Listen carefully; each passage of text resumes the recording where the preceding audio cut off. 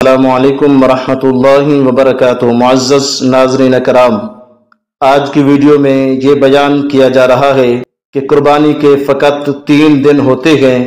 حدیث پاک میں آتا ہے، حضرت سیدنا علی المرتضیٰ کرم اللہ وجہہ اور حضرت عبداللہ ابن عمر رضی اللہ تعالی عنہم ارشاد فرماتے ہیں کہ الاضحیٰ یومان بعد یوم الاضحیٰ، کہ عید الاضحیٰ کے دن کے بعد مزید 2 دن قربانی جائز ہے۔ عید کے تیسرے دن اجتناب کرنا چاہیے۔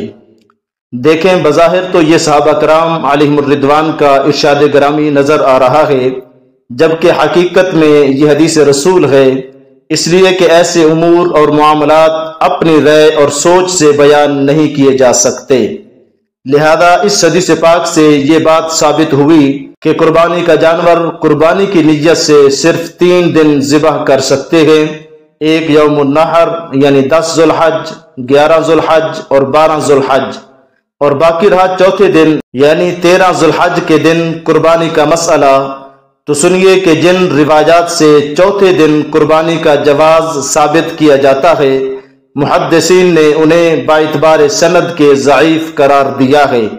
اور دوسری بات یہ کہ 3 دن قربانی جائز ہونے پر سب متفق ہے، کسی کا بھی اختلاف نہیں ہے، اور چوتھے دن کے بارے میں اختلاف ہے، لہذا احتیاط اسی میں ہے کہ قربانی صرف 3 دن ہی کی جائے اختلاف سے بچنے کے لیے، کیونکہ جس بات میں اختلاف ہو تو حتی الامکان اس اختلاف سے اجتناب کرنا بہتر ہے۔ واللہ ورسولہ اعلم بالصواب، وما توفیقی الا باللہ۔